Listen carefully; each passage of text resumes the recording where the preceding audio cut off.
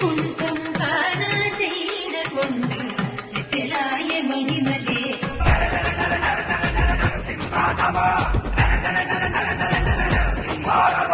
అందరికీ నమస్కారం. తిరుమల వెంకటేశ్వరుని సన్నిధిలో ఉండాలని అందరికీ ఒక తపన ఉంటూ ఉంటుంది.